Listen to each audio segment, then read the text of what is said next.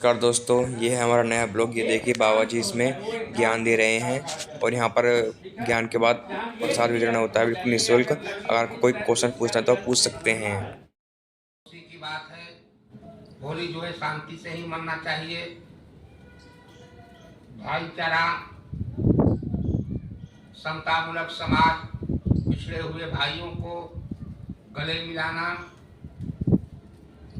एक साथ रमजान का भी महीना चल रहा है, ईद का महीना चल रहा है, ये भी जो है मिलन समारोह है, होली भी मिलन समारोह है।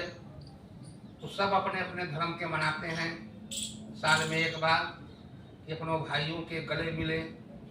मेरे खुलूस की गहराई से नहीं मिलते, मेरे खुलूस की गहराई से नहीं मिलते। ये झूठे लोग हैं, सच्चाई से नहीं मिलते, मोहब्बतों की झूठी सबक दे रहे हैं पूरे दुनिया को, लेकिन होली दशहरा के दिन अपने भाई से गले नहीं मिलते।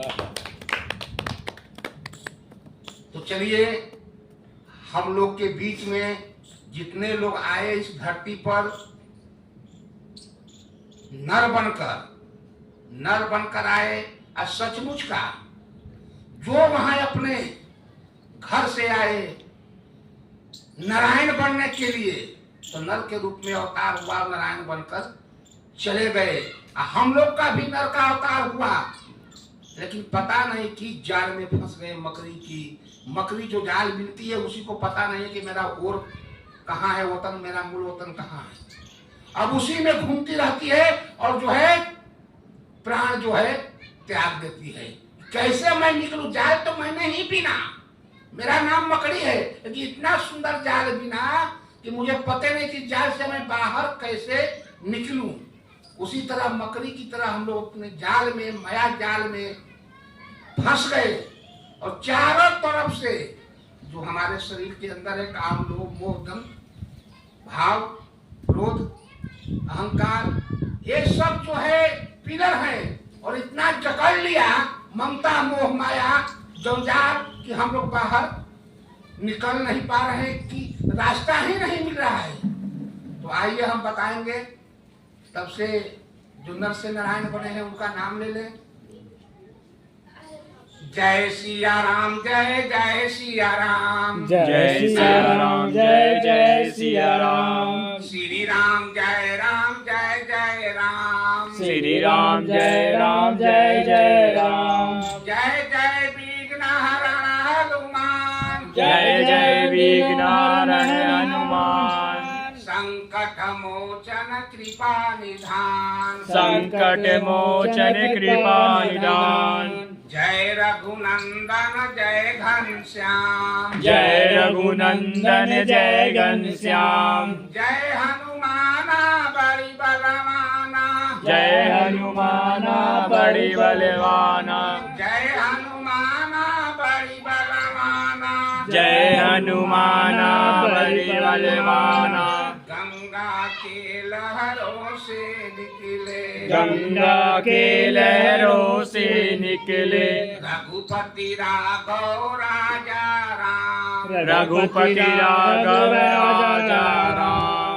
सूरज के किरणों से निकले, सूरज के किरणों से निकले। पतित पावन सीताराम, पतित पावन सीताराम। हे पतित पावन सीताराम, पतित पावन सीताराम। कृष्ण नाम का झंडा प्यारा, कृष्ण नाम का झंडा प्यारा। राम नाम का झंडा प्यारा, राम नाम का झंडा प्यारा। ओम नाम का झंडा प्यारा, ओम नाम का झंडा प्यारा। शिव बाबा का झंडा प्यारा, शिव बाबा का झंडा प्यारा। सबसे ऊंचा रहे हमारा, सबसे ऊंचा रहे हमारा। सबसे ऊंचा रहे हमारा, सबसे ऊंचा रहे हमारा। रंका तर गए बंका लंका तर गए बंका तर गए कर गए सदन कसाई राम कर गए सदन कसाई राम सुगा पढ़ावत गणिका तर गए सुगा पढ़ावत गणिका तर गए मीरा बाई राम तर गई मीराबाई राम गौतम ऋषि की नारी अहिल्या गौतम ऋषि की नारी अहिल्या पत्थर से तू तारो राम पत्थर से तू तारो राम राह निहारत सेवरी तर गई राह निहारत सेवरी तर गई फूल बिछावत सेवरी तर गई फूल बिछावत सेवरी तर गई मीरा बाई राम तर गई मीराबाई राम मंगल भवन मंगलहारी मंगल भवन अमंगलहारी प्रभु सुदशरथ अजिर बिहारी द्रबहु सुदशरथ अजर बिहारी रघुकुल रीत सदा चली आई रघुकुल रीति सदा चली आई प्राण जाए पर वचन न जाए प्राण जाए पर वचन न जाए मैं बैरी सुग्रीव ही प्यारा मैं बैरी सुग्रीव ही प्यारा कारण कौन नाथ मोहि मारा कारण कौन नाथ मोहि मारा धर्म हेतु अरु तरहु गोसाई धर्म हेतु हृदय गोसाई जो मारे मोहि व्याध की नाही जो मारे मोहि व्याध की नाही दीन दयाल बिरध संभारी दीन दयाल बिरद संभारी दीन दयाल बिरध संभारी दीन दयाल बिरद संभारी हरहु नाथ मम शंकर भारी हरहु नाथ मम संकट भारी नाथ शंभु धनु भंजनिहारा नाथ शंभु धनु भंजनिहारा होई हको एक दास तुम्हारा होई है को एक दास तुम्हारा बोलिए शिव बाबा जय जय शिव बाबा जय जय शिव बाबा जय बोल बम बोल बम बोल बम बोल बम बोल बम का नारा है बाबा एक सहारा है बोल बम का नारा है बाबा एक सहारा है ओम से भी ओम बनल सत्य बनल शिव शंकर से सारा दुखवा दूर हो जाला बोल बम्ब के मंत्र से जेकर नाथ के नाथ है ओ अनाथ कई से होई अब भोले बाबा चैहा दिन फिर रात कई से होई प्रंत बाल रघुवंश मणि करुणा सिंधु खरार गए शरण प्रभु राखे हो सबय अपराध विषाद श्रवण सुजस सुनि आए हूँ प्रभु भंजन भववीर त्राहि त्राहि आरति हरण शरण सुखद रघुवीर सियावर रामचंद्र जी की जय उमापति महादेव जी की जय रमापति रामचंद्र जी की जय वृंदावन कृष्ण बलराम जी की जय बोलो भाई सब संतन की जय अपने अपने गुरु महाराज की जय शिव बाबा की जय ओम हे प्रभो आया नंद दाता ज्ञान हमको दीजिए शीघ्र सारे दुर्गणों को दूर हमसे कीजिए लीजिए शरण में हमको हम सदाचारी बने ब्रह्मचारी धर्म रक्षक वीर व्रतधारी बने दूध पूत धन धाम से वंचित रहे न कोई अयह अभिलाषा हम सबकी भगवान पूरी हो बोलिए शिव बाबा की जय यह जो है बसंत ऋतु जो आगमन हुआ अब समाप्त होने वाला है एक दो दिन और। ठीक है। इतना सुहाना बसंत ऋतु का मौसम किसके लिए बनाए परमपिता परमेश्वर ने, शिव बाबा ने। पहले व्यवस्था बनाई जाती है, चाहे घर हो, चाहे मकान हो, चाहे साधन हो, चाहे सुख हो, चाहे सुविधा हो, तब रहने की उसमें यात्रियों का, हम लोग को ठहरने का गृह होता है। तो पहले व्यवस्था बनाई जाती है।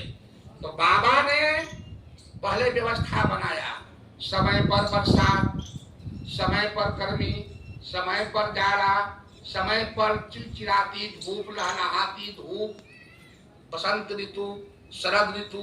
तो जितने भी हैं 27 नक्षत्र में ये प्राकृतिक के अंदर व्यवस्थाएं हैं, ताकि पूरे हरियाली नजर आवे, सारे लोग प्राकृतिक में रहने वाले खुशहाल नजर आवे, शांति नजर आए, सुखी रहे, दुखी न रहे। तो दुख का तो कारण क्लियर है कि दुख अगर है आपका तो आपकी वजह से है, मेरे वजह से नहीं है, ना बाबा की वजह से। जितना भी दुख अगर आपके अंदर आ रहा है, आती है, तो इसमें किसी का दोष नहीं है, किसी को कोसना नहीं है, स्वयं आप अपने दुख की वजह है।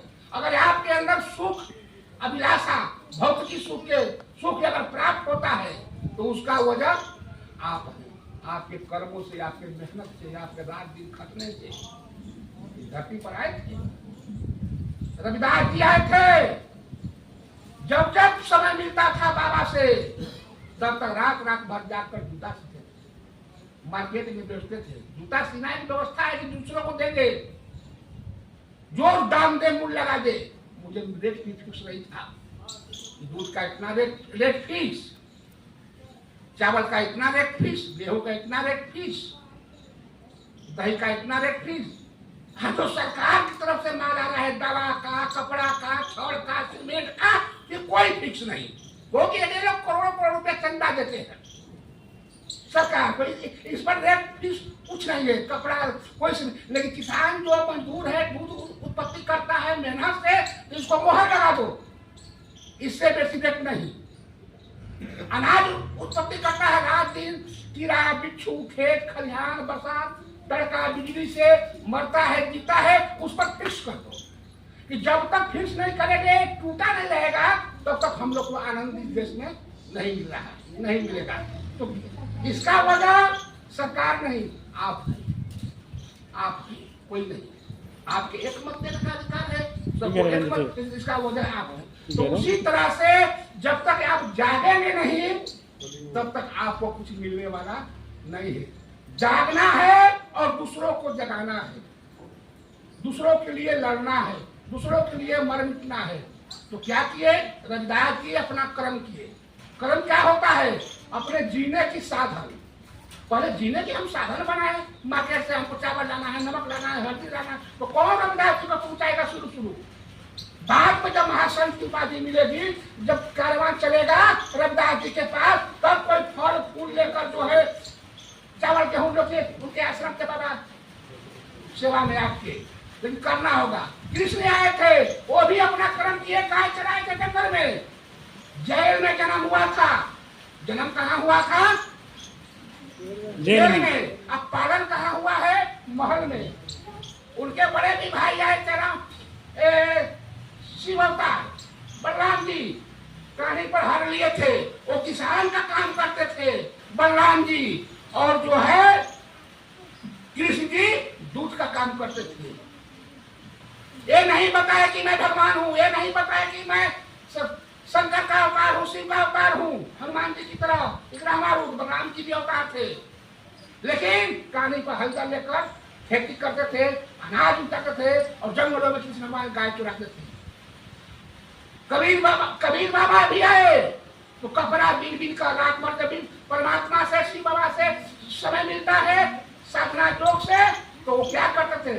अपने जीने के लिए कपड़ा बीनते थे। रहीम जी आए तो अथवा थे, धोनी कहा जाता था, जो रजाई और तकिया जो रुआ का भरा जाता है, कभी रहीम जी समय मिलता था तो अपना कर्म करते थे जीने के लिए, कहाँ से हमको भोजन आएगा। बाद में रहीम का नाम प्रचलित हुआ तो लोगों ने उनको सहायता देने के लिए। तो यही जो है, इसी दुनिया में आप लोग आए हैं तो आप लोग अपनी जीने के लिए, जीवन जीने का एक कला है, पहले कला सीखे, उसके बाद व्यवस्था सीखे, तब उसके बाद प्रभु के शरण में जाओ। प्रभु ये नहीं कहे हैं कि तेरा दोनों हाथ काट दिए हैं, दोनों पैर काट दिए हैं, तब मेरे शरण में आओ। एक राजा ने कहा, एक राजा के पास साधु गए तो साधु ने कहा कि बाबा, राजा के बाबा आप हमारे दरबार में किसे चले आए? ये तो राज विरासत है, आए हैं व्यवस्था के लिए, अगर होते कि राजा के पास व्यवस्था मिल जाता तो आपके पास आए हैं, बैठो, पानी पिलाओ, दाना खिलाओ, स्वागत किए राजा। बोलिए सब काम स्थगित, बाबा का काम पहले होगा, क्योंकि मेरे दरबार में आज बाबा पहली बार आए हैं। सब काम स्थगित करो, विस्फोटन करो। अब सब लोग जहाँ कतार बैठे रहे। बोला जाए महात्मा जी क्या आपका आदेश है? हमारे आपके राज्य में जितने भी विकलांग हैं, मैं चाहता हूं कि आप उसको भोजन कराने के लिए मुफ्त भोजन और कपड़ा का व्यवस्था करें। राजा ने कहा कि बहुत अच्छी बात सोचे, हमको तो याद नहीं था कि हमारे राज्य में विकलांग है। ठीक है, अब जो है आपको जिम्मेवारी देते हैं बाबा, कितने विकलांग हो गए हमारे राज्य में, गणना कर 2 बारी बताना। अगर बताना कि 500 विकलांग है तो मैं 1000 का प्रतिदिन भोजन दूंगा, अगर 1000 विकलांग है तो 2000 का। तो बाबा ने कहा कि ठीक है। 10 दिन का समय लिया, अपना जो है सूचना कर दिया बाबा। सारे लोग अपना विकलांग जो था परिवार का, बाबा के हम नाम लिखाने शुरू कर दिए। नाम जब 10 दिन में फाइनल होगा, राजा के पहुंचे तो मेरे राज्य में, आपके राज्य में सर 775 जो है विकलांग हैं। तो चलिए आपको 2000 विकलांगों के नाम पर हम 2000 आदमी के लिए भोजन और जो है कपड़ा भेजूंगा, और कुछ नहीं, यही और कुछ नहीं। बाबा जो है चले आए, उसी दिन से महीना हाजिर हो गया। सारे विकलांग मेरे आश्रम में आवे, मैं मुफ्त में पढ़ाऊंगा, और राजा की तरफ से भोजन और कपड़ा का व्यवस्था हो गया, अब मेरे आश्रम में रहो। तो सारे राजा जो है लिस्ट लिखा कि 750 बाबा ने बताए थे कि विकलांग और हो गए कितना। राजा के सामने रजिस्टर को लिखा है, और राजा ने साइन किया कि 2000 विकलांगों को बेसी टेहा दवली बाबा को भुगतान करना। अब हो गया विकलांग 10,000। तो राजा के पास हुक्म आया, बाबा आए कि बाबा 2000 से नहीं चलेगा, लगता कि विकलांग हमारे यहाँ 10,000 से तादाद ऊपर बढ़ गया। तो बाबा ने गिनती नहीं किया होगा, 10,000 विकलांग कहाँ होगा हमारे राज्य में? लगता है कोई घोटाला हो रहा है बीच में। नहीं बाबा, हम क्या घोटाला करेंगे, हमारे पास ना बाल है ना बच्चा है, कोई नहीं है, हम तो विकलांगों के लिए जी रहे हैं। ऐ मंत्री, चलो कल हम भी चलेंगे, देखेंगे 10,000 विकलांग कैसा है। तो राजा और मंत्री जो है भेष बदल कर किनारे था, अब बाबा जाओ अपना कार्यक्रम चलाते थे। अब फोर्स को कहा कि जहाँ आश्रम है चारों तरफ से घेर कर रहना, जब मैं इशारा करूंगा तब अरेस्ट करना। तब जो है महात्मा जी आए, जैसे चलता तो चलाते थे। मंत्री कहा कि सर वो विकलांग नहीं लग रहा है, वो नकली लाठी लेकर चल रहा है, लगता है उसका पैर मोटा मोटा दोनों लग रहा है। ठीक है। तब देख लिया, तब सारा विकलांग जो है हॉल के अंदर पहुंच गया। फिर 20 मिनट मंत्री और राजा जो है अब नहीं है, 20 मिनट और जो है अब नहीं आ रहा है, तो जाओ मंत्री उस गेट लगा कर आओ। तो मंत्री अपना, राजा ने मंत्री को आदेश दिया, अब मंत्री ने अपना वजीर को आदेश दिया, जाओ गेट लगा कर आओ। गेट लगा दिया गया। तो राजा ने कहा कि आग लगाओ, तो उसमें आग लगाओ। अब व्यवस्था था तेल का, पुआल का, मंत्री रखा था, राजा बना रखे थे। अब छिनिक के चारों ओर तेल बांट दिए। तो जो विकलांग ओरिजिनल था, राजा जो है दुरही से लगवाए क्षति न हो। जो विकलांग था वो बैठे बैठे चिल्लाने लगे, और जो लाठी से लगाते हुए बुझके हुए जाते थे वो दरवार डाल डाल कर भागा कि आग लग गया, आग लग। अब फोर्स था, चारों जो भागा आश्रम से उसको फोर्स ने पकड़ लिया। और जो विकलांग थे, बचाओ बाबा बचाओ बाबा, अब तो डांटने पकड़ने लगे। तो राजा साहब अंदर आ गए, बैठे, अब गिनती करो तो जो बाबा गिनती किए थे कि 750 विकलांग थे, तो सचमुच का 750 निकले, और जितने 10,000 थे वो अरेस्ट हो गए। तो कहने का तात्पर्य है कि व्यवस्था बनाया जा रहा है विकलांगों के लिए। अभी देश की बात, देश पर हम नहीं जाना चाहते, हम लोग काम नहीं है, लेकिन थोड़ा सा 11 मिनट उसमें टॉपिक कर देते हैं। शायद आप लोग के बीच में कोई मीडिया आ जाएगा तो मेरा सवाल पूछ देना। जनगणना करा रहे हैं, चाहे नीतीश जी हो, चाहे अखिलेश जी हो, चाहे दुनिया जहां राज का, अरे राज का जनगणना कराओ, पूरे देश का जनगणना कराओ, उससे कोई दिक्कत नहीं है। लेकिन एक जनगणना करने के बाद बताओ कि हमारे देश में कितना विधवा है, कितने विकलांग हैं, कितने वृद्धा है, इसका अलग तो निकालो। कम से कम सरकार को वृद्धा पेंशन तक पहुंचावे। जनगणना हो रहा है देश में, इतना अरब आबादी हो गया भारत का, लेकिन उसमें छांट कर निकालो कितने जो है विकलांग है, कितने हमारी माताएं विधवा हैं, और कितने हमारे माता पिता जो है बेसहारा वृद्धा है। तब तो सरकार जानेगी और जनता जानेगा कि पहले ये काम करना है कि विधवाओं को पेंशन मिले, और जो है यही होना चाहिए। तो आप लोग को पूछना कोई आए तो जनगणना से कोई फायदा नहीं है। 1.5 आबादी है भारत का, फिर कराओ तो 5 वर्ष के बाद 2 अरब हो जाएगा। तो चलिए, एक जीवन है, आइए जीवन कला पर 2 मिनट बात करते हैं। बाबा आए हुए हैं, अपना विचार रखेंगे, मौसम खराब है। तो पहले जो है व्यवस्था अगर नहीं होगी, व्यवस्था बनाने में सक्षम है, करने में सक्षम है, तब किसी भी बाछी को दागो, किसी बाछी को दागो, अरे किसी भी बेटी हो तब उसको मांग में सिंदूर पहनाओ, नहीं तो अपना तो लाइफ खत्म किए हो और उसमें शादी का लाइफ खत्म करोगे, और जो तुम्हारे संजोग से जो आएगा उसका भी लाइफ खत्म करोगे। अराजकता इस देश में करोगे, गांव में घर में रहकर चोरी डकैती हत्या अपहरण मर्डर बलात्कार यही ना होता रहेगा। तो पहले व्यवस्था कितना साधन है, व्यवस्था में हो, तुम्हारे पास कुछ ना हो तो कुछ तो जीने का व्यवस्था करोगे ना मिलकर, तब कुछ जो है परिवार शांति में रहेगा। और बाबा, आप एक कदम चलिएगा बाबा के पास, श्री बाबा के पास, 99 कदम चलकर आप वहां पर आ लेंगे। अब हाथ क्यों रहे, आइए तो देखिए, विश्वास तो करिए। जिसको हम अंगुली पकड़ पकड़ कर चलना सिखाया, जिसको हम अंगुली पकड़ पकड़ कर चलना सिखाया, आज वही भिट्टा चल रहा है तेवर बदल बदल। तो कैसी ये जो है हमारा संस्कार रहा, इसकी वजह भी संस्कार की आपने, आप ही है, सारा चीज को हो रहा है आपके ऊपर प्रैक्टिकल। तो गांव मत किसी के दुख है बाबा, दुख है, दुख तो छोड़ दो, सुख पकड़ोगे। तो 2 हाथ किसने बनाया है, बाबा ने।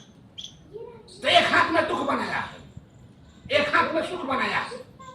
तो दुख आ रहा है तुम्हारे ऊपर ककड़ा के, तो बाबा के शरण में जाकर मानो कि बाबा आपका बनाया हुआ दुख मुझे स्वीकार है, लेकिन मेरे पास दुख सहने की शक्ति नहीं है, शक्ति प्रदान दे प्रभु। आपका बनाया हुआ दुख को हम हटाना नहीं चाहता, मेरे ऊपर दुख आवे, पहाड़ों जैसा पहाड़ टूटे, पहाड़ों जैसा दुख आवे, लेकिन प्रभु उस पहाड़ जो गिर रहा है, चट्टान मेरे ऊपर शक्ति प्रदान दे सहूं। अगर सुख आ रहा है तो बाबा का वजह से, रात है दिन है, सुख है दुख है, अमीर है गरीब है, 2 से दुनिया बनी हुई है, नर है मादा है, काला है गोरा है, तो इसमें क्या खबर है, ये तो बाबा का ही व्यवस्था बनाया गया है। लेकिन कि छोड़ना नहीं, छोड़ेंगे तो कहेंगे बाबा धीरे से अपने आत्मा में, बच्चा तुम यहाँ मेरे वतन में था, जहां से गया 420 निकल गया, अब दुख छोड़ रहा है। मंदिर में जाते हो, मस्जिद में जाते हो, क्या देखते हो, हम मंदिर मस्जिद का विरोध नहीं करते हैं, हम भी मानते हैं, लेकिन कैसे मानते हैं। हनुमान जी के मंदिर में गए, चढ़ाओ समाधि प्रसाद, उस पर मेरा कोई विरोध नहीं है, दिखाओ दूध दिखा, लेकिन ये बताओ कि मंदिर में जाओ तो पहले हनुमान जी का हालचाल पूछो, प्रभु आप कैसे हैं? मैं तो 6 महीना पर आपके पास आया हूँ दर्शन में, चाहे सुख में हूँ चाहे दुख में हूँ, ये दोनों को आपका है, लेकिन मैं आया हूँ तो पहले आपका हाल चाल पूछ रहा हूँ कि प्रभु आप कैसे हैं? ठीक है, पत्थर को भगवान मान लिया, आत्मा तो शुद्ध है, तो शुद्ध आत्मा से पूछो, वो कहीं रहेंगे सुन लेंगे। आपकी आत्माएं शुद्ध रहेगी तो वो कहीं रहेंगे सुन लेंगे, हनुमान जी सुन लेंगे प्रभु कैसे हाल चाल। तब लोग कहेंगे कौन आदमी आ गया? वो आता है खाली मांगने के दरबार में आता है, जो भी आया है बेटा दे दो, बेटी दे दो, पुत्र दे दो, धन दे दो, ये कौन आदमी है कि हाल चाल पूछ रहे हैं भाई? तो हनुमान जी बड़ा गौर से ताकेंगे, लेकिन आपको हनुमान जी दिखाई नहीं देंगे और हमें कुछ नहीं, आपका हाल चाल जानने के लिए है, ये जो थोड़ा सा है तो आपके चरणों में मैं रख कर जा रहा हूँ प्रभु, मजे में आप भी रहिएगा। तो जब आप दूसरे को मजे में रहिएगा, प्रणाम भैया तो क्या कहिएगा? कहने दीजिएगा खुश रह, आशीर्वाद नहीं दीजिएगा। किसी को हम प्रणाम करेंगे, दर्शन करेंगे, आशीर्वाद नहीं मिलेगा हमको। तो वही है, तो आप उनका हाल चाल पूछे, आशीर्वाद प्रणाम किया, हाल चाल पूछ लीजिए, वो भी आपको आशीर्वाद देंगे, लेकिन आपको पता नहीं लगा। लेकिन जाओ तो हनुमान जी का सब काम कर लिए, हाल चाल पूछ लिए, उसके बाद कहो उनका चित्र का वर्णन मत करना आकर। लंबी पोंछ थी, मोटा गदा था, बंदर जैसा मुंह था, उनके चरित्र को पूजा कर आना, उनके चरित्र को उतार कर अपने चरित्र में उतारना कि हनुमान कैसे थे सेवक, बिना महीना का खटते थे भोजन पर। आज तनख्वाहें मिल रही है सबको, चपरासी से लेकर राष्ट्रपति को, लेकिन उस जमाने में तनख्वाहें नहीं मिलती थी। जो जैसा रहता है विद्वान उसका पद मिलता था, बिना तनख्वाह का पद मिलता था, पद स्वीकार किया जाता था और मुफ्त सेवा करते थे। तो हनुमान जी का कहीं तो ऐसा नहीं आया कि पैसा लेकर राम जी की नौकरी करते थे, सेवा भाव में थे। तो चरित्र का वर्णन कर आओ, राम के मंदिर में जाओ तो राम का चरित्र उतारो, क्या किए। आपके पास तो एक माता है, हमारे पास एक माता है, राम के पास 3 माताएं थी, लेकिन जो जो जो माता कौशल्या थी, कैकेयी थी, सुमित्रा थी, तीनों माताओं का राम ने महिमा रखा, हरास नहीं होने दिया, कहीं कमी नहीं आने दिया। कैकेयी माता भी दुष्ट थी अथवा के लिए, क्या प्रभु की हरि की लीला हरि जाने, लेकिन कैकेयी माँ ने जो वनवास दिया, जंगल भेजा, उससे कौशल्या से बेसी महिमा रखे राम। नाम पर गुस्सा और कहीं कुछ नहीं था। कृष्ण को 2 माता थी, एक जेल में जन्म देने वाली माता थी, एक जो है गोकुला में पढ़ने वाली माता थी। कृष्ण दोनों माताओं का महिमा रखा, कहीं कमी होने नहीं दिया। हम लोग के आज के युग में एक माता है, लगता है कि भारी है। अरे माता की ममता के आंचल में जो है स्वर्ग है। आप कहीं से ठकान में जाइएगा, गिर जाइएगा, खूब थके काट और माँ के गोद में सो जाइए। ऐसे माँ हाथ फेर देगी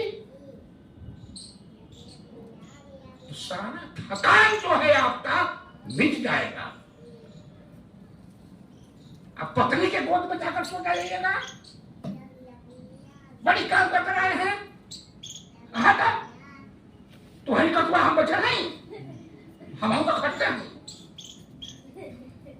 तो बोलिए श्री बाबा की, संत समाज की जय। यही तो बोली थी, यही क्या बोली थी उस रोज?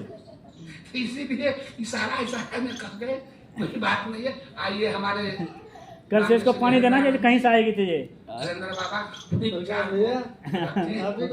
अरे राइसी वाली बैठा है, डबल में है, कोई बात नहीं है, पढ़ी लिखी महिला होता है। अब मैडम कितना हो सोरावे, जो आनंद माँ एक बार हाथ फेर देगी और पत्नी के फेरने से दर्द नहीं मिटेगा। अब कहेगी भाई मैं बहुत दर्द हूँ, थका हूँ, तो वो भी जवाब देगी तुरंत औरों से कि हम का बच्चा नहीं घरवा में, हमारे दुखाता ही है। तो बोलिए श्री बाबा की जय। तो होता रहता है।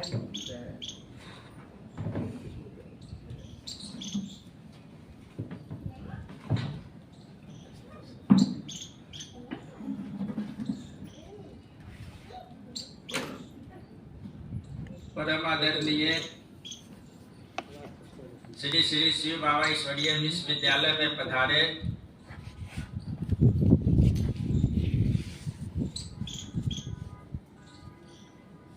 आत्मा भाई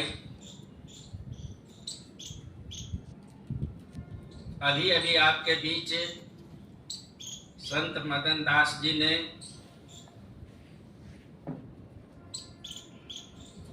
संत गुरु देवताओं के बारे में बहुत ही अच्छी प्रकार से चित्रण करने का काम किया कि किसी भी विद्वानों को, महापुरुषों को, देवताओं को चित्र देखने की आवश्यकता नहीं है। चरित्र उत्तम है और उत्तम गुणों को अपनाने की आवश्यकता है। अगर उनके अंदर कहीं भी अवगुण नजर आए तो उसे वही का वही छोड़ देने की आवश्यकता है।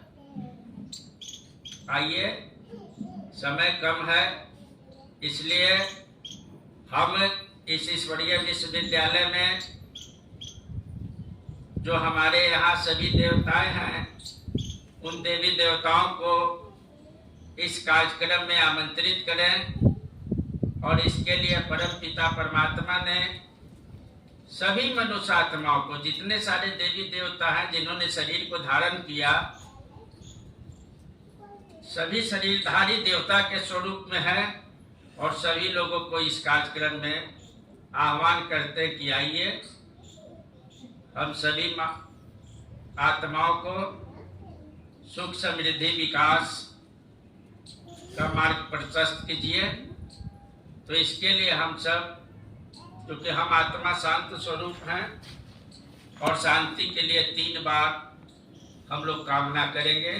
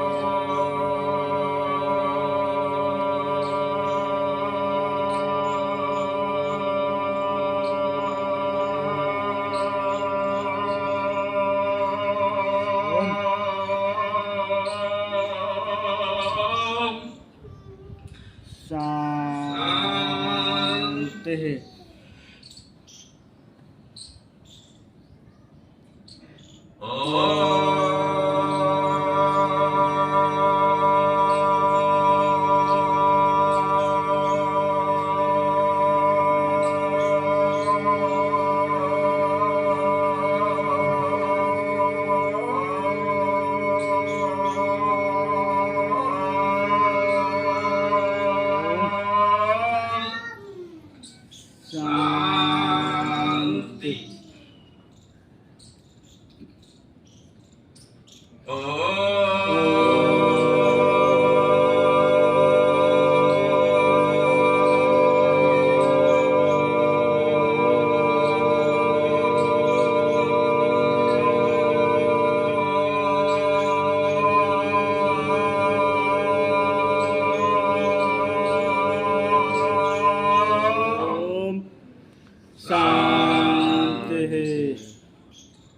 अब आपके कार्यक्रम में ब्रह्मा विष्णु महेश सहित कोटि कोटि के समस्त देवी देवतागण जो अपने देश से उत्पन्न हुए हैं, सभी देवता यहाँ पर आमंत्रित पधार चुके हैं और सभी लोग देख रहे हैं।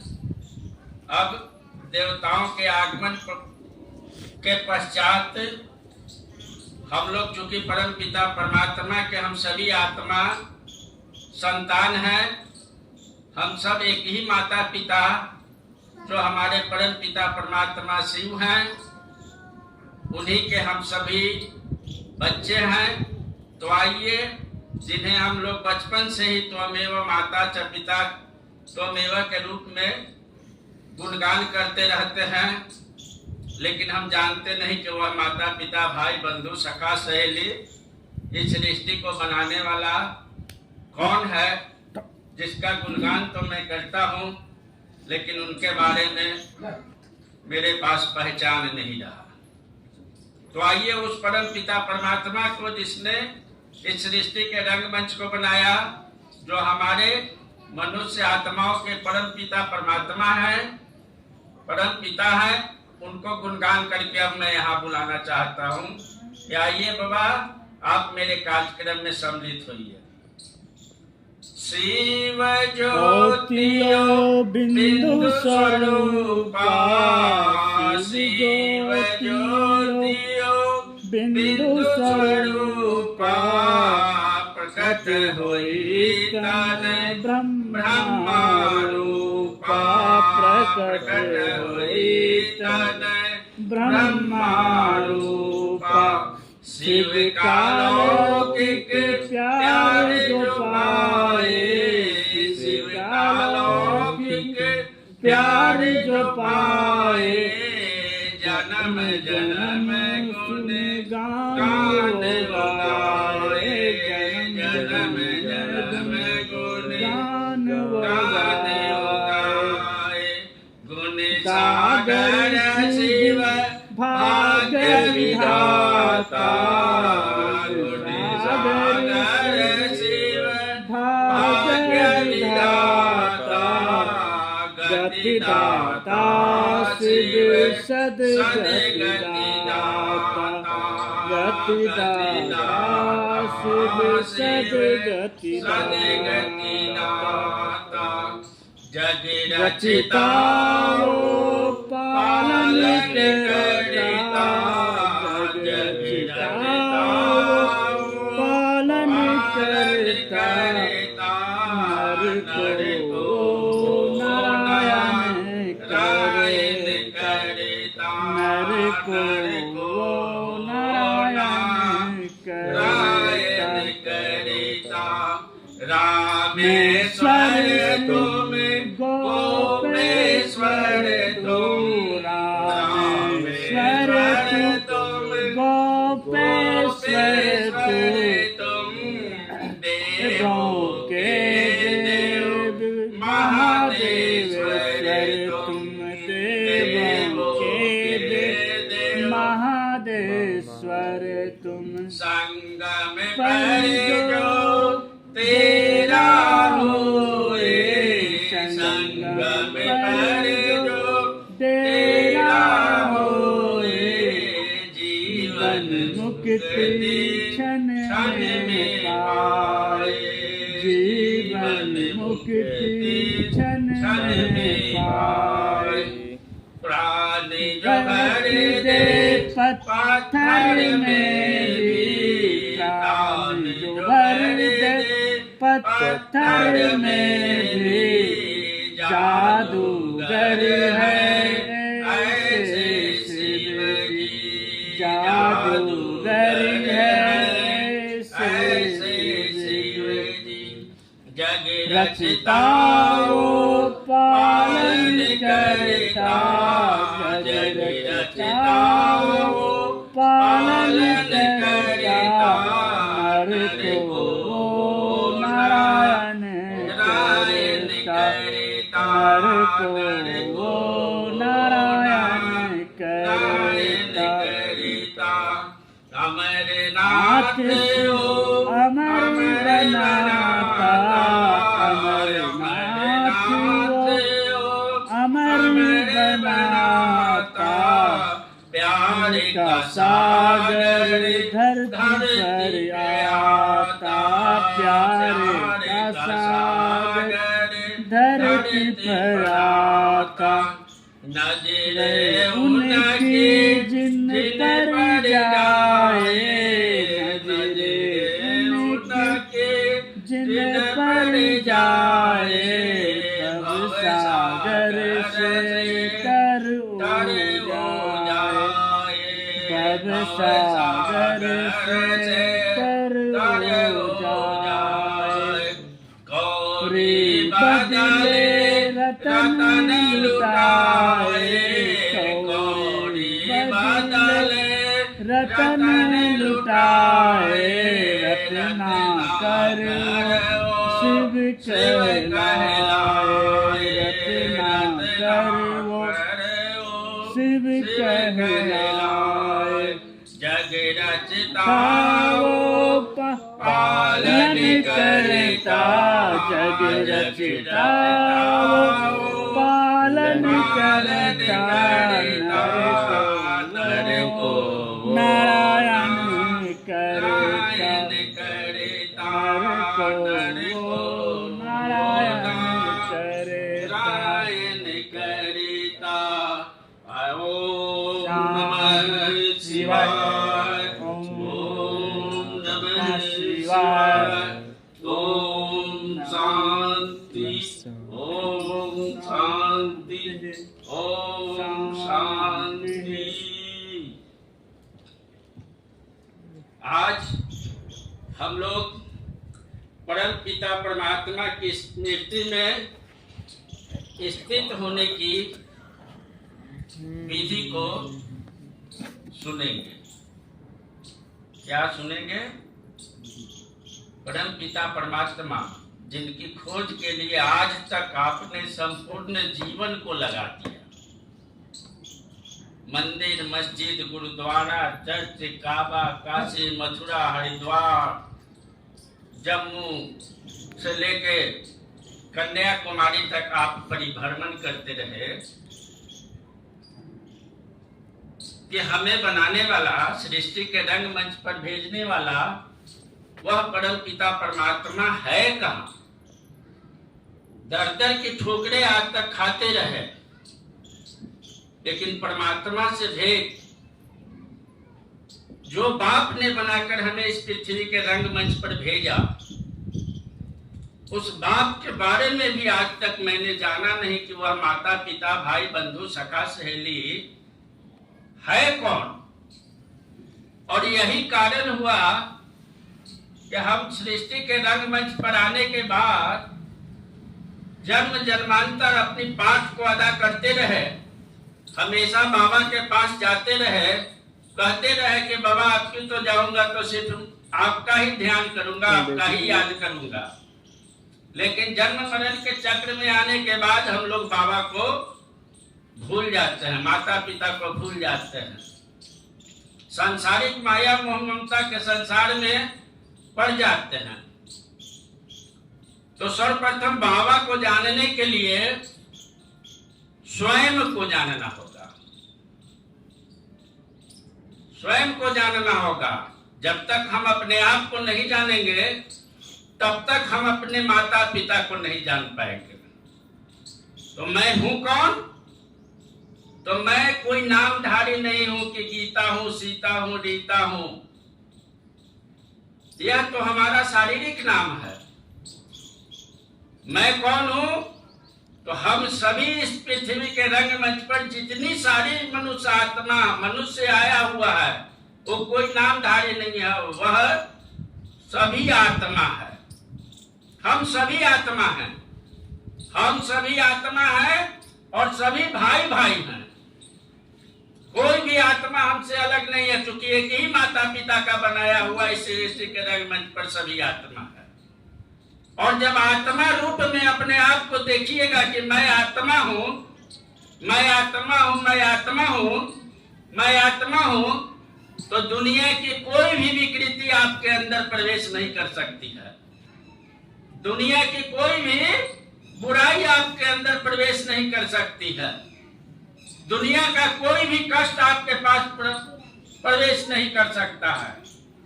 इसलिए अपने आप को सबसे पहले परम पिता परमात्मा के स्मृति में जाने के पूर्व स्वयं को आत्मा निश्चय करना है। स्वयं को क्या समझना है? आत्मा। स्वयं को आत्मा निश्चय करो। और तब जब हम अपने आप को आत्मा निश्चय करेंगे तो मन, आत्मा के अंदर क्या है? मन और बुद्धि। तो जो मन है, इस मन को अब ले चलो। कहाँ ले चलो? परम पिता परमात्मा के पास, जहाँ ईश्वर रहते हैं। मन को ले चलना है। अब ध्यान पूर्वक सुनिए, गौर पूर्वक सुनिएगा तो आप परमात्मा के पास जाइएगा।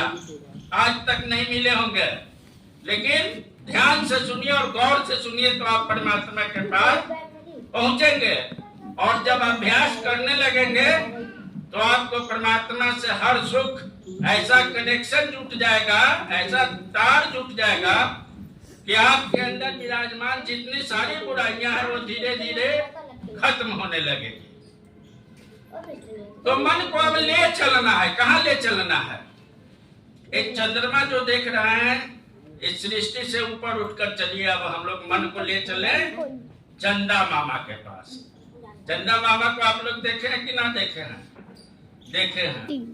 तो मन को सबसे पहले यहाँ से, कुछ नहीं बीच में है, कुछ नहीं संसार में है, अब मेरा मन चल दिया चंदा मामा के पास। पहुंच गए कि नहीं पहुंच गए? अब चंदा मामा से ऊपर चलिए तो मन को ले चलिए सूर्य के पास। चंदा मामा से ऊपर, चंदा मामा को वहीं छोड़ दीजिए। अब सूर्य के पास आप पहुंच गए कि नहीं पहुंच गए? जहां दिक्कत होगा आप बताइएगा कि यहाँ पर नहीं पहुंच पाए। अगर पहुंचे तो मन को सूर्य के पास पहुंचाइए। अब सूर्य से ऊपर चलिए जहां तारे हैं, है कि नहीं तारे? अब तारे के पास चलिए। तो तारा आप सभी लोग देखे हैं, रात्रि में ही सही, वैसे तो दिन में भी तारा है और दिन में भी दिखलाई पड़ता है। तो तारा के पार ये सब चांद, सूरज, तारे, सितारे जितने सारे हैं, ये स्थूल वतन में है। ये संसार के अंदर, ब्रह्मांड के अंदर स्थूल वतन में है। ठीक है। अब स्थूल वतन से ऊपर चलिए सूक्ष्म लोक में। सूक्ष्म लोक में चलिए तो सूक्ष्म लोक में एक प्रकाशमय शरीर रूपी धारण किए हुए हैं। कौन? प्रकाशमय शरीर रूपी धारण किए हुए हैं ब्रह्मा जी, जिसने इस सृष्टि की स्थापना के लिए हमारे पिता ने ब्रह्मा विष्णु महेश की रचना की। परम पूज्य पिता ने इस सृष्टि को बनाने के लिए, चूंकि हम सभी बच्चे उनके हैं और इस सृष्टि के रंगमंच पर पाठ अदा करने के लिए, खेलने कूदने के लिए हमारे हैं, इतना उत्तम दुनिया बनाकर, इतना सुखमय जीवन बनाकर इस सृष्टि के रंगमंच पर हमें भेजा कि 84 लाख प्रकार का खिलौना आपके लिए परम पूज्य पिता परमात्मा ने बनाकर भेजा है। हाथी, घोड़ा, बाघ, ऊंट, जितना सारा चीज है वो आपके लिए बना हुआ है, उसका कोई दूसरा उपयोग नहीं करता। आप ही प्यारे बच्चे हैं, इसलिए सभी सृष्टि के रंगमंच पर जितनी सारी चीजें बनी हुई है बाबा ने बनाकर भेजा। तो अब हम चांद सितारे के ऊपर ब्रह्मा जी ने जो 84 लाख प्रकार की योनियों को बनाया, जिसे भक्ति मार्ग ने बताया है कि मनुष्य को 84 लाख योनियों में भटकना पड़ता है, ऐसी बात है नहीं। यह ध्यान में रख लीजिए कि मनुष्य की आत्मा मनुष्य में ही जन्म लेती है और मनुष्य जन्म में ही वो कर्मों का भोग करती है। जैसा कर्म करेगा वैसा प्रतिफल उसको मिलता है। और यही कारण है कि हम सभी मनुष्य आत्मा भाई भाई हैं, लेकिन कोई मनुष्य आत्मा राजा के यहाँ घर में पैदा लेता है, कोई मनुष्य आत्मा महलों में पैदा लेता है, कोई जन्म से ही राजा होता है, सभी साधनों से परिपूर्ण होता है, अथाह संपत्ति होती है, सभी तरह की सुख की प्राप्ति होती।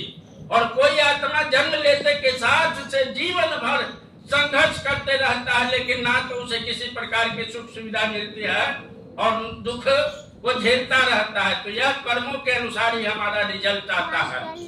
परमात्मा ने तो हमें एक समान बनाकर भेजा और परमात्मा ने 84 लाख प्रकार का खिलौना भी बनाकर भेजा, तो हम सभी आत्माओं के लिए एक समान बनाकर भेजा, किसी के लिए कोई भेदभाव नहीं किया।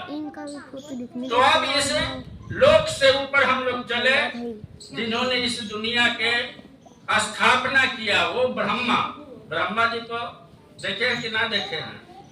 ना देखे हैं ब्रह्मा जी को। ब्रह्मा जी को चित्रों में दर्शाया गया है कि 4 तरफ उनका मुख है और बगल में आपको अजमेर शरीफ में पुष्कर एक जगह है, तो पुष्कर में ब्रह्मा जी का मंदिर भी है। और फोटो में देखिएगा तो इधर भी मुख है, इधर भी मुख है, इधर भी मुख है, इधर भी मुख है।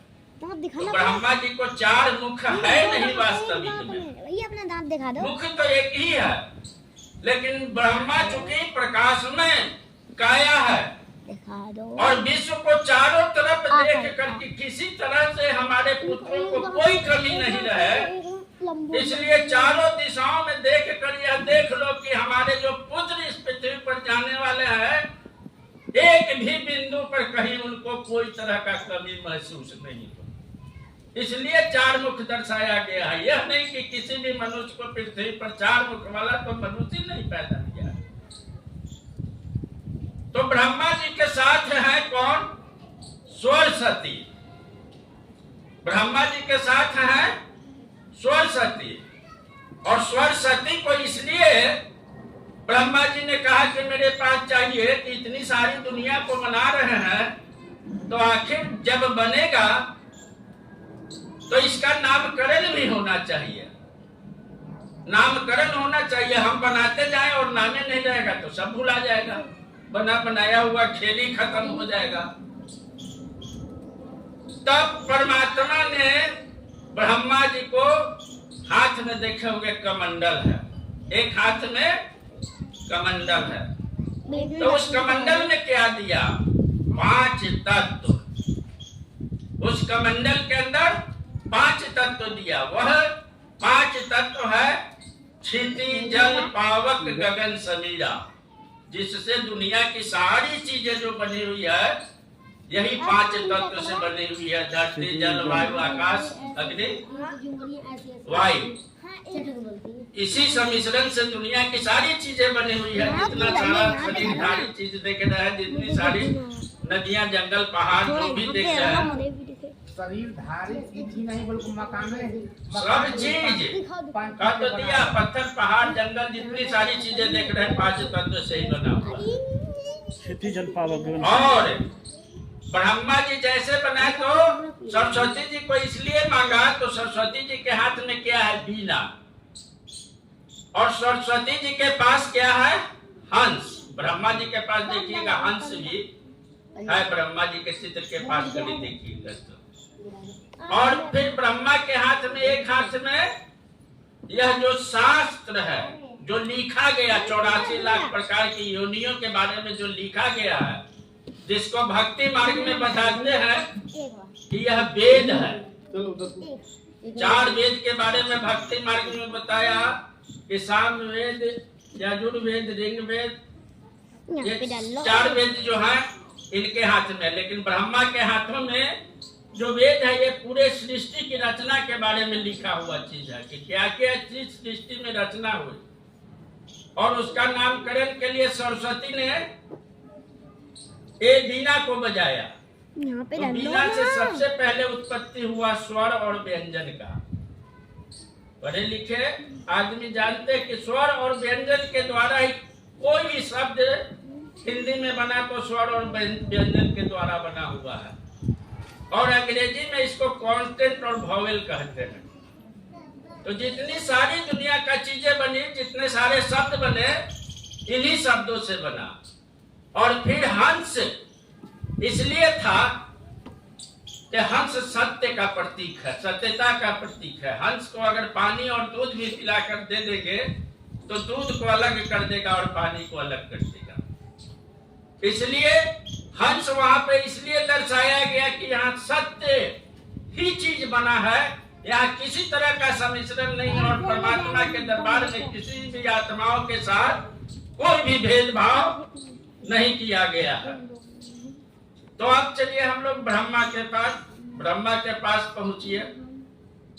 तो इस सूक्ष्म वतन से ऊपर ब्रह्मा जी विराजमान है और ब्रह्मा जी का शरीर है, लेकिन वहां पर कोई आवाज नहीं। ब्रह्मा विष्णु महेश कहाँ वास कर रहे हैं? तो सूक्ष्म लोक में, इस स्थूल वतन से ऊपर, जहाँ कोई आवाज नहीं है लेकिन हर कार्य हो रहा है। एक दूसरे को देख कर, एक दूसरे की भाषाओं को समझकर समझ रहे हैं। तो ब्रह्मा जी ने जब 84 लाख प्रकार का खिलौना बना दिया, तब परम पिता परमात्मा ने इसके पालना के लिए, ये चलाएगा कौन? आपने तो बना दिया, पालना के लिए विष्णु नारायण, जिनको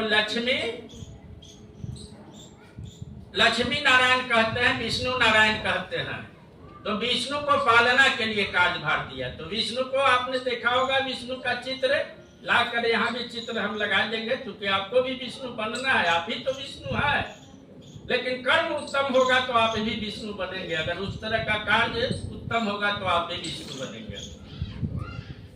तो विष्णु के हाथ में 4 चीज दिया गया। क्या है? तो विष्णु के एक हाथ में देखिएगा कि शंख है। गौर से देखिएगा कि विष्णु जी के एक हाथ में शंख है, और दूसरे हाथ में क्या है? चक्र है। चक्र है, जो कृष्ण रूप में भी दिखाया गया कि चक्र है, चक्रधारी है। और तीसरे हाथ में क्या है? गदा है, गदा। हनुमान जी वाला गदा जो देखे हैं ना, तीसरा हाथ में गदा नजर आएगा। और चौथा हाथ में क्या है? तो फूल है। चौथा हाथ में फूल है। तो यह जो है शंख पालनहार के रूप में विष्णु जी कह रहे हैं कि हर मनुष्य के अंदर इस शंख से इस शंख की आवाज से हर आत्मा मंत्र मुग्ध हो जाती है।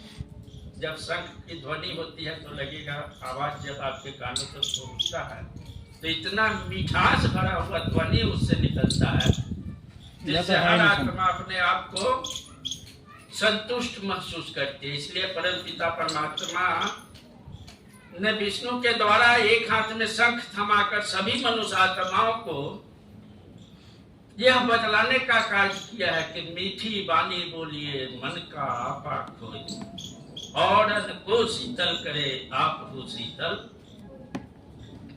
और दूसरे हाथ में स्वदर्शन चक्र है। तो यह स्वदर्शन चक्र का अर्थ है कि स्वयं को दर्शन करो। यह नहीं कि कृष्ण जी वाला स्वदर्शन चक्र को कि किसी को गला काटता है यह चक्र नहीं है, स्वदर्शन है। स्वदर्शन का अर्थ होता है स्वयं को दर्शन करो। और जब हम स्वयं को दर्शन करेंगे, स्वयं के अंदर के चीजों को जानेंगे, स्वयं के बारे में सोचेंगे, तो आज तक अपने जीवन को याद करो कि हमारी उम्र 30 वर्ष हो गई, 40 वर्ष हो गई, 50 वर्ष हो गई, 60 वर्ष हो गई, 80 वर्ष हो गई, और जन्म जन्मांतर के चक्र में आते आते हम हैं कहाँ? और आज इतना समय गुजर गया, हमने कितना पाप का खजाना जमा किया है, कितना पुण्य का खजाना जमा किया है। और ये सृष्टि के रंगमंच पर 8 अरब 5 लाख आत्माएं अभी तक आई हुई है पूरी दुनिया के अंदर। तो उसमें मूल्यांकन कीजिए कि कितना पाप हमारे अंदर और कितना पुण्य हमारे अंदर। और ये 8 अरब 5 लाख आत्माओं के बीच में अभी और आत्माएं आनी है। जनसंख्या बढ़ रहा है, नित्य दिन बढ़ेगा। तो इसमें मेरा स्थान कहाँ आएगा? क्योंकि यही एग्जामिनेशन चल रहा है, आपके जीवन का एग्जामिनेशन चल रहा है, और यह अंतिम जन्म है। अंतिम जन्म के बाद फिर नई दुनिया, नई सृष्टि की स्थापना हो जाएगी। फिर यह सब चीज जो है, पेड़ पौधे नए से नए खिल जाएंगे, जितने सारे पहाड़ कटे सब अपने अपने जगह पे चले जाएंगे, ये सभी मकान ध्वस्त हो जाएंगे। जो आपके आंखों से भी बहुत सारा कंट्री में दिख रहा होगा कि ध्वस्त हो रहा है कि ना ध्वस्त हो रहा है। 1 मिनट सर, 1 सेकेंड। जैसे आप बोल रहे हैं कि परम पिता परमेश्वर यहाँ से हम आए, नहीं 1 मिनट है। तो 24 कैरेट के हम सोना थे, विद्यालय में प्रोफेसर तब आपको बताना पड़ेगा।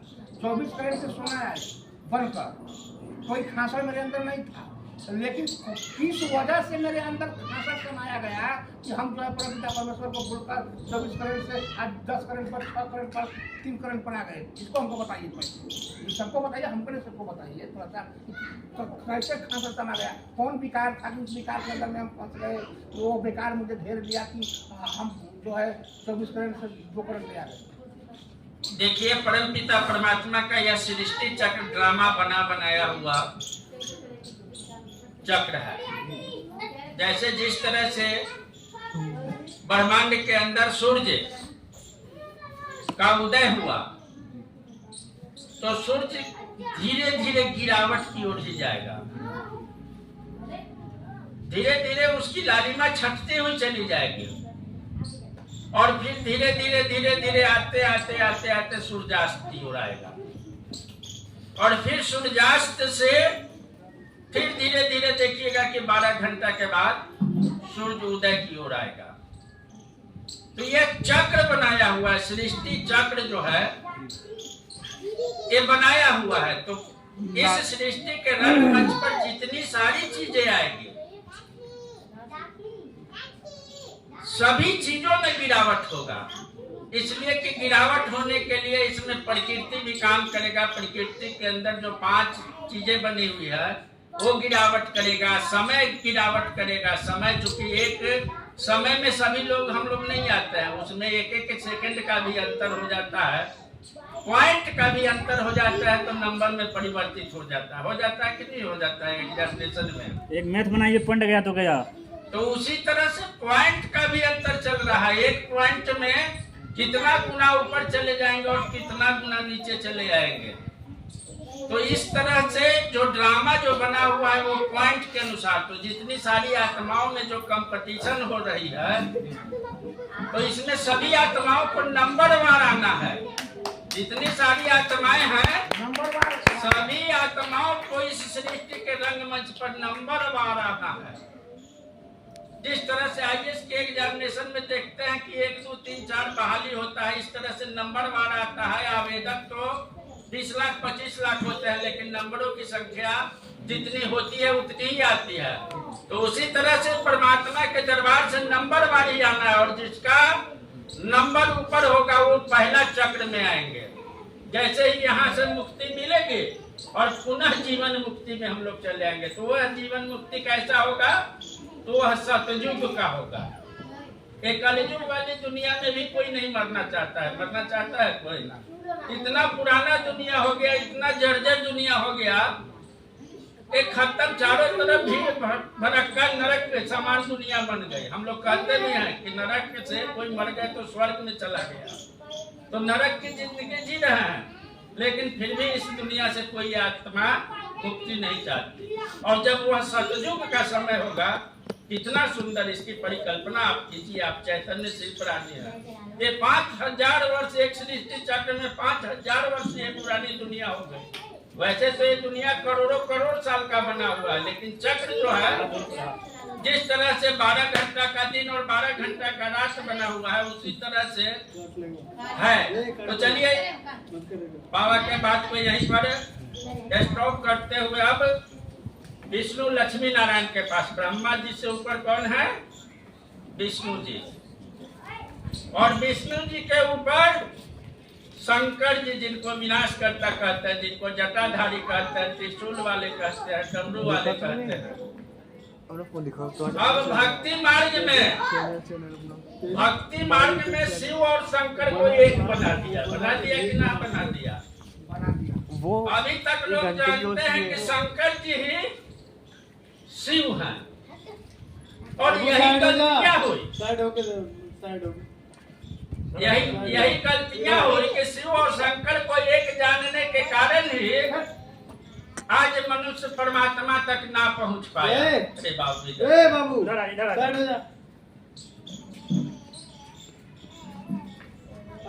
तो इसके ऊपर शंकर जी हैं और शंकर पार्वती जिसको कैलाश कहते हैं कि कैलाश पे वास करते हैं। तो शंकर जी और पार्वती जी को भी देखे होंगे, शंकर जी बराबर कैलाश को छोड़कर कहाँ चले जाते हैं? कैलाश को छोड़कर साधना में चले जाते हैं, योग में चले जाते हैं शंकर जी भी। और वो योग किसका करते हैं, किसका ध्यान करते हैं?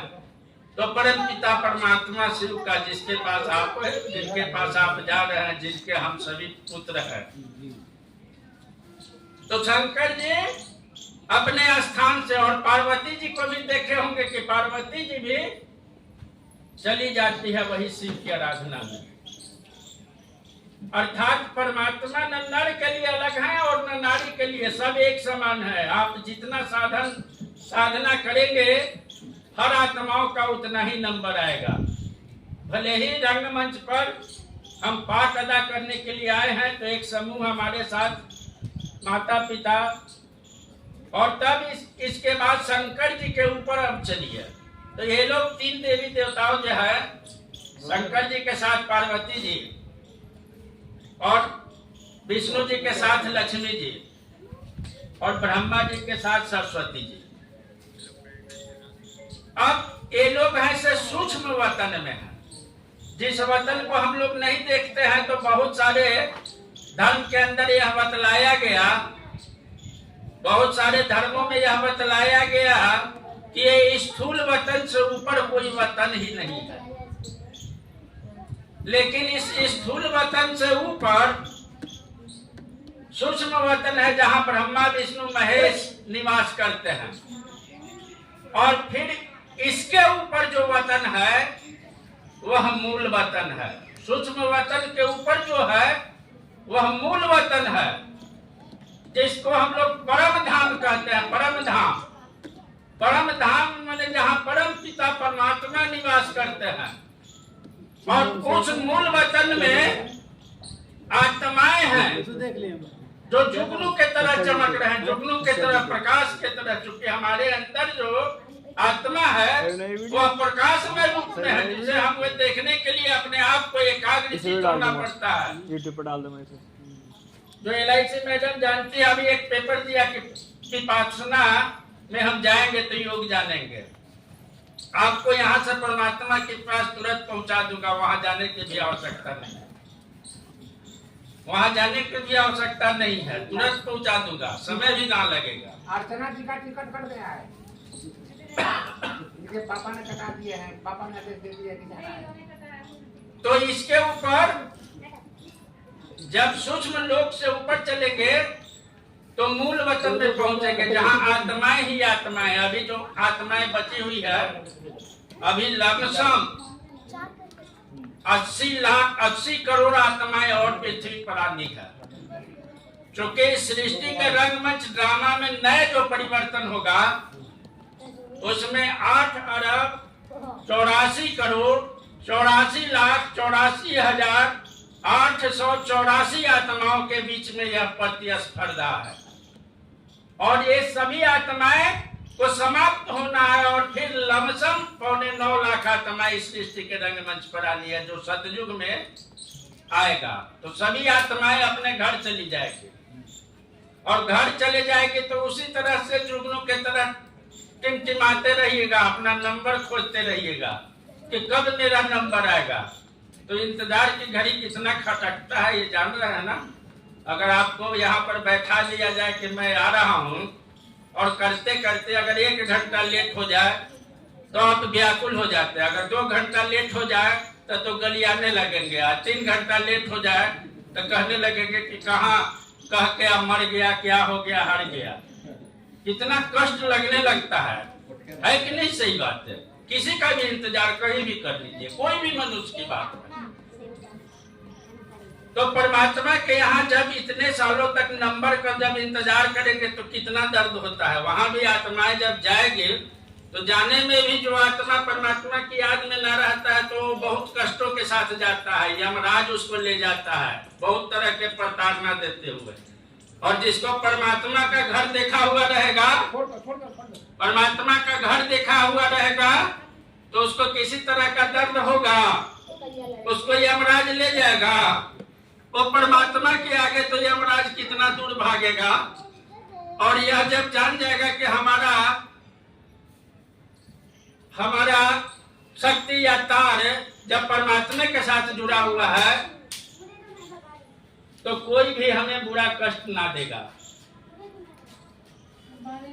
तो अब आप मूल वतन के बारे में जान गए। बैठिए, प्रसाद 5 मिनट के बाद आप विचलित कीजिएगा, हड़बड़ाइए नहीं।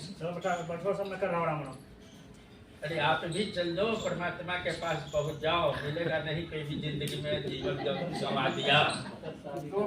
ध्यान पूर्वक, कोई भी आवाज नहीं निकालेगा, एकदम शांत चित्त अवस्था में बैठकर। तुम भी आओ मेरे पास, 2 मिनट बैठो। माइक को हटा दो, चेहरा साफ दिखे। चलिए आप भी बाबा स्थिर रहिए, चुपचाप आप भी ध्यान लगाइए। आप भी नहीं जाते हैं, अगर जाइएगा तो सही बात बता रहा, इसलिए आप ध्यान लगाइए। अब हम सभी आत्मा परमात्मा की याद में चले और परमात्मा की याद में 1 मिनट में 1 सेकंड में पहुंचना है हमें। लेकिन पहले एक लंबी लाइन के साथ पहुंचा देता हूं, उसके बाद आपको 1 सेकंड में पहुंचा दूंगा, ठीक है ना? क्योंकि बाबा कहते कि 1 सेकंड में आना है मेरे पास। तो थोड़ा तो अब आत्माएं, सबसे पहले हम सभी निश्चय करें कि मैं एक आत्मा हूं और अपने परम पिता परमात्मा के पास चल रहा हूं। अब अपने मन को तारे से पार स्थूल वतन जहां समाप्त हो रहा है, इसके ऊपर सूक्ष्म लोग ब्रह्मा विष्णु महेश को पार करते हुए, ब्रह्मा विष्णु महेश सभी देवताओं को नमस्कार चमत्कार करते हुए मूल वतन में जहां आत्माएं हैं, आत्मा के पास पहुंच रहा हूं। फरिश्ता स्वरूप बनकर उड़ता हुआ मन मेरा मूल वतन परम धाम की ओर जा रहा है। आत्माओं से ऊपर परम पिता परमात्मा मेरा इंतजार कर रहे हैं। सितारे की तरह परमात्मा का दरबार चमक रहा है, अलौकिक प्रकाश, अलौकिक पारलौकिक प्रकाश। कितना सुंदर यह दृश्य। बिंदु स्वरूप में हम आत्माएं शरीर के अंदर उपस्थित हैं। बिंदु स्वरूप में परम धाम में उच्च शिखर पर जहाँ विराजमान है परम पिता परमात्मा।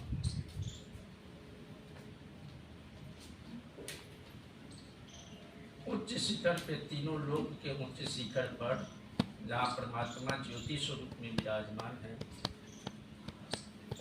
तो मैं परमात्मा के पास पहुंच रहा हूँ। आत्मा परम पिता परमात्मा की गोद में पहुंच चुका हूँ। ज्योति स्वरूप जो उच्च शिखर पर विराजमान है, बिंदु स्वरूप में विराजमान। अब मन को वहीं एकाग्रचित करें, शांत चित्त अवस्था में उस प्रकाश पर, जहाँ परमात्मा का यह अलौकिक प्रकाश है, प्रकाश स्वरूप में आप परमात्मा को एकाग्रचित होकर ध्यान लगाइए, याद कीजिए। ओम शांति।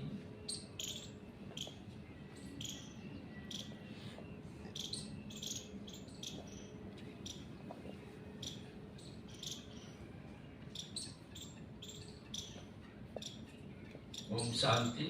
एक यह याद का साधना का यह मार्ग हुआ। समझ गए? समझ रहे कि नहीं समझ रहे? एक साधना का मार्ग हुआ कि इस चीज को अगर डायरेक्ट में ना पहुंचे तो, कि चांद तारे सितारे को पार करके ब्रह्मा विष्णु महेश को पार कीजिए, उसके बाद में अपना बाबा का मूल वतन है वहाँ। वो ज्योति बिंदु स्वरूप में, प्रकाश रूप में, जैसे आत्मा हमारे अंदर ज्योति बिंदु स्वरूप में है और परम प्रकाश, इसलिए कहा गया ब्रह्मांड के अंदर जिसको यूनिवर्सल ट्रूथ कहते हैं, यूनिवर्स की पूरी दुनिया का निर्माण उसी यूनिवर्स जो सत्य कहते हैं, सत्य वही चीज है। अब 1 सेकंड में परमात्मा के पास पहुंचना है, तो इन सब चीजों को भूल जाइए। ब्रह्मा विष्णु महेश तो मान लीजिए कि हम ही तो हैं, लक्ष्मी सरस्वती तो हम ही तो हैं, काली विष्णु जितने सारे देवी देवता तो हम ही तो हैं। उनको याद करना, उनको नमस्कार चमत्कार हम क्या करने जाए, उनसे क्या मांगने जाएगा जब सारा भंडार परमात्मा के पास ही पहुंचा हुआ। तो मैं एक आत्मा हूँ और आत्मा यहाँ से निकला तो स्थूल वतन को भी भूल गए, सूक्ष्म वतन को भी भूल गए। मैं आत्मा परम धाम में पहुंच गया, एक बार में परमात्मा के पास। बीच में किसी चीज को हमको थिंक नहीं करना। मैं ज्योति बिंदु हो, परमात्मा ज्योति बिंदु में है, उच्च स्वरूप पे विराजमान है, सबसे ऊपर है, जीवन मृत्यु से परे हैं, ज्ञान के सागर हैं, सर्वशक्तिमान है, निराकारी हैं, निर्विकारी हैं, निरंकारी हैं, निर्वैर है, निराकार है, सतनाम है, अकाल मूर्त है, अकाल तख्त है, ज्योति बिंदु स्वरूप में विराजमान है। हमारा कनेक्शन हमारी आत्मा परमात्मा के पास पहुंच चुकी है। उनसे हमें हमारे अंदर प्रकाश मिल रही है, ऊर्जा मिल रही है, ज्योति मिल रही है। हमारे अंदर परमात्मा से याद करें कि जितनी सारी विकृतियां हैं धीरे धीरे भस्म हो। जो भी आज तक किया है, जिसका को हम लोग बचपन में गाते रहे कि रघुपति राघव राजा राम पतित पावन सीताराम, तो पतित कैसे तपेगा? जब परमात्मा की याद में जब मग्न हो जाइएगा, परमात्मा की याद में कि बस मैं आत्मा परमात्मा के पास पहुंच गया, बीच में कोई चीज नहीं है, और यह इतना तेजों में प्रकाश उसमें नजर आएगा, करते करते लगेगा कि यही तो आत्मा का प्रकाश और परमात्मा का मिलन है। वो प्रकाश सबसे ऊंचे से ऊंचे शिखर पर, जैसे मंदिर में देखे है ना, चार तरफ एक मंदिर का ड्रूम बनता है और इसके बीच में ऊंचा गुंबज बनता है कि ना बनता है? तो वह ऊंचा गुंबज इसीलिए दर्शाया गया है, लोग तो बताया नहीं गया या लोग जानते नहीं है कि उच्च से उच्च शिखर पर विराजमान है। और ये मंदिर जब जाते इसको इस तरह से करते करते एक नुकीला पॉइंट दिया जाता है, ठीक है ना? इसीलिए कि उस पॉइंट को हमको केंद्रित करना है। एक घर जो बना हुआ है ये किसी चीज का नहीं है। अब इससे घर का एक ही पॉइंट है जो केंद्र है, सेंटर पॉइंट है, जहाँ परमात्मा निवास करते हैं। उस सेंटर पॉइंट पर जब पहुंचिएगा कि ये प्रकाशमय दृष्टि हमारे अंदर जो है, या आत्मा जो दोनों विकृति के बीच में निवास कर रही है, जो विपासना में बताया जाता है कि इसको देखो और इसके बाद देखो, इसको देखो, इससे यहाँ देखो और यहाँ से यहाँ देखो। और जब देखोगे जैसे ये बस बनाया गया है, तो आत्मा को अपने ऊपर यहाँ केंद्रित कीजिएगा, तो यहाँ से बैठिएगा तो सामने भी अगर कोई चीज को केंद्रित कीजिएगा तो आपके सामने नजर जाएगी, समझे ना? एकदम सीधा। और इसी के अंदर तो आत्माएं विराजमान है, जो सेंटर पॉइंट पे विराजमान है। इसको सेंटर पॉइंट पे परमात्मा के पास मिलन कर दीजिए। जो भी ज्योति बिंदु स्वरूप में हमारे अंदर आत्मा, ज्योति बिंदु स्वरूप में आत्मा और परमात्मा का कनेक्शन चल रहा है। धीरे धीरे करते करते अभ्यास कीजिए, और अभ्यास कीजिएगा तो कुछ ही समय में, कुछ ही दिनों में आप आकर यहाँ कहिएगा कि बाबा मुझे तो परमात्मा से भेंट हो रहा है, मैं तो परमात्मा के पास जा रहा हूँ।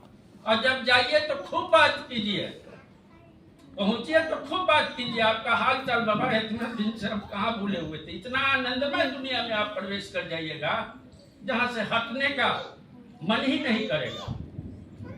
इतना आनंदमय दुनिया वह है, अलौकिक दुनिया, जहाँ शांत चीज, एकदम शांत हो जाइएगा अपने आप को। वाय दुनिया को भूल जाइएगा। वाय दुनिया जो नजर आ रहा है, जो सांसारिक माया है, ये सब से मुक्त हो जाइएगा। और उसके लिए सबसे उत्तम समय होता है 2 बजे से 5 बजे तक का रात्रि। अगर सुबह में उठ जाइए, समय भी कम है, तो एकांत चित्त होने में आपको आनंद भी। भले ही शुरू में कष्ट लगेगा, इसलिए कि हम तो भोगी बन चुके हैं इस नींद का, और जो नींद को जीत लिया, निंद्रा जीत बन गया, वो तो परमात्मा के पास निश्चित ही लेकिन एक चीज है कि जहाँ हम स्थल पर बैठे हैं, तो हम कोई सामान यहाँ से हजारों किलोमीटर दूर हम घर में रखे हैं, तो यहाँ रखे हैं, तो यहाँ से हम देख रहे हैं कि वो सामान मुझे दिखाई दे रहा है। वो सामान तो दिखाई दे रहा है, लेकिन परमात्मा दिखाई नहीं दे रहा है। हाँ, दिखाई देगा ना। अब घर में मसाला आया, हल्दी है, कहीं पैसा रखे हैं, तो यहाँ से 100 पैसा मेरा कहाँ है, तो यहाँ से दिखाई दे रहा है। दिखलाई देता है ना। हजारों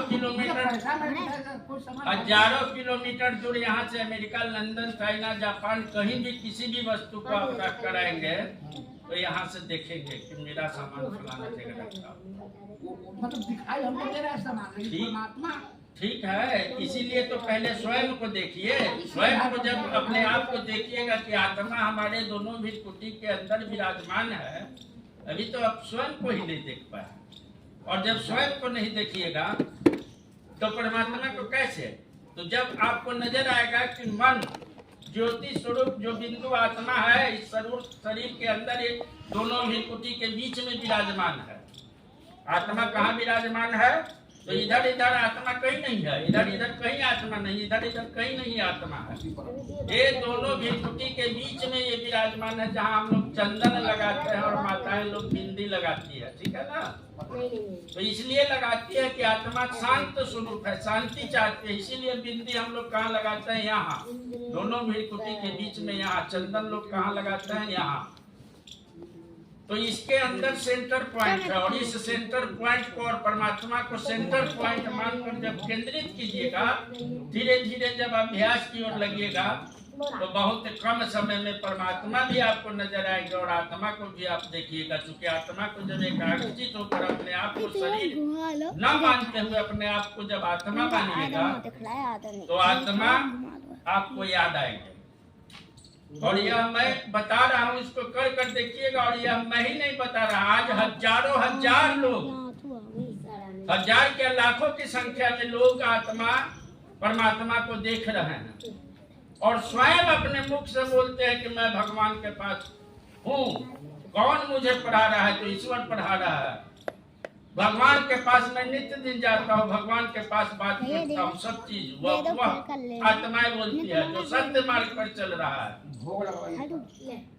सत्य मार्ग पे चल रहा है। और आप भी इसको चलिएगा। वैसे जब यहाँ पे लग जाएगा तो बैठकर साधना होता है, बैठकर करने की चीज होती है। कुर्सी पे दिमाग एकाग्रचित तो कर सकते हैं, लेकिन वो आनंद नहीं आएगा, पीछे आएगा। तिरपाल वगैरह जब बैठकर आसन को लगाइएगा धीरे धीरे, तो संत महात्माओं को देखते हैं ना, आसन लगता है तो ये चढ़ाते हैं, पैर चढ़ाते हैं, पैर चढ़ाकर दिमाग को एकाग्रचित करके बहुत सारे लोगों को इस तरह से ध्यान मग्न होते हुए देखते हैं। बहुत सारे से इस तरह से करेंगे, बहुत सारे लोग इस तरह से करेंगे। तो इससे केंद्रित होता है, दिमाग को केंद्र बिंदु पे पहुंचाने के लिए सब किया जाता है।